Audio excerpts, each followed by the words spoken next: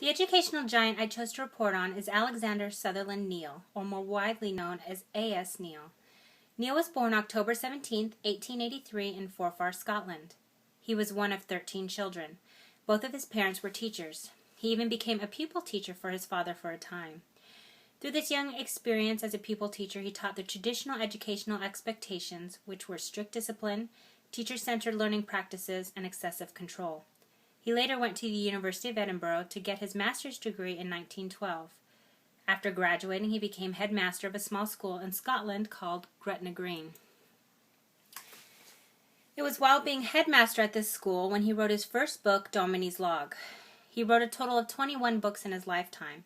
His first book, A Dominie's Log, was actually the first book in a 5-part series, which included A Dominie's Log, A Dominie Dismissed, A Dominie in Doubt, A Dominie Abroad, and A Dominie's 5. Each of these books were written as an informal diary that included stories and observations of people, places, and adventures. He used this series as a way to explore his thoughts concerning freedom and children. In A Dominie's Log, he described himself as just enough of a Nietzschean to protest against teaching children to be meek and lowly. A Nietzschean was in reference to Friedrich Wilhelm Nietzsche. Nietzsche's key idea included the death of God.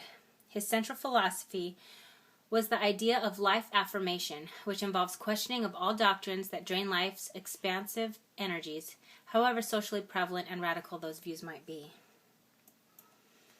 Neill's educational theories and ideas were heavily influenced by 4 men, which includes Sigmund Freud, Homer Lane, Wilhelm Steckel, and Wilhelm Reich. Neill was unhappy with traditional schooling with its lack of freedom, democracy, and self-determination.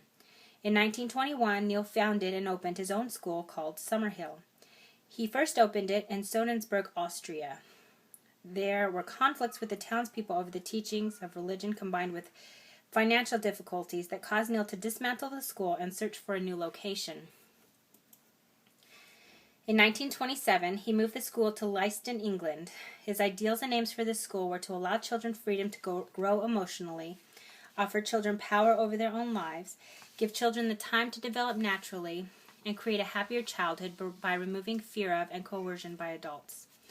I wanted to go over each of the aims of Neill's aims and expand on what they meant to him and how he implemented them into his school. First, allow children freedom to grow emotionally. Neill believed that crime was a result of unhappiness. This unhappiness comes from adults. Adults show disapproval, and children translate that into hate. Children feel unaccepted and act out through vandalism or through other ways. Another way to feel unhappy is moral instruction. Children learn through religion the differences from right and wrong. This can make children feel that they are bad. Neill himself emerged from his childhood with an unquenchable hatred of all religious teaching and any imposition of values, whatever their form. Neill felt that the aim of education is to allow emotional release so that there will be no bottling up and no future neurosis. And this release comes from interest. The teacher's job at Summerhill is to then find out where the child's interest lies and help them live it out. When the child is interested in what they're doing, they can develop and grow emotionally and feel accepted and loved. At Summerhill, the kids are raised in happiness. The second aim that Neill had for his school was the most interesting to me. He felt that children should be offered power over their own lives. This goes against any parenting technique. When we tell our children to go to bed at a certain time so they're not tired the next day, we're denying them power over their own lives. When we tell our children to eat all their vegetables to be healthy, we're denying them power over their own lives. Neill argues that the unfree child is hypocritical, ignorant, and repressed, and that there are no problem children, only problem parents, or problem humanity. Neill was a strong advocate for self-regulation. Children need to have the freedom to make their own choices within reason. One principle that prevailed at Summerhill was freedom in the school is simply doing what you like so long as it does not spoil the peace of others. One of these freedoms is to choose whether or not to attend classes. Kindergartners are the only ones who must attend classes regardless. All other students have a choice to attend or to not attend. On average, children avoid lessons 3 months out of the year. The longest a child has not attended classes was 3 years. Children who have a desire to be taught up to university standards to go on to attend a university later in their life can be taught up to that level if they so desire. Neill believes that if a child is given the opportunity to make their own choices, that they'll make the right ones. 3 times a week at Summerhill, they have a meeting, a student meeting of the entire class. In a video I watched, what gave an inside look of the school, and it showed the meeting. In the meetings, the children make rules for themselves and consequences if they're not followed, or they get rid of rules if they don't like them, and they all vote on them. At the particular meeting that was being shown, the children were advocating to bring back bedtimes. At the previous meeting, or a few meetings past, they decided to do away with bedtimes and allow children to go to bed whenever they wanted. Quiet time was after 10, but they were not required to go to sleep. The children voted to bring back bedtime because students were sleepy and grumpier during the day. This example of children being allowed their own freedom proved that children are capable of making right choices if given the opportunity to choose for themselves. The third aim is to give the children the time to develop naturally. You cannot expect a child to change overnight. It is through time and granting them freedom over their own lives and not worrying about disappointing others that change can happen. They can be themselves and learn to be happy and independent, as well as being part of a community. The fourth aim is to create a happier childhood by removing fear of and coercion by adults. Neill felt that the adults were the greatest cause of unhappy children. Children are taught by their parents and teachers that differences between good and bad. They learn to be fearful. When they are fearful, they are unhappy. Children at Summerhill live without fear. The adults at Summerhill do not force the children to abide by rules or to do certain things.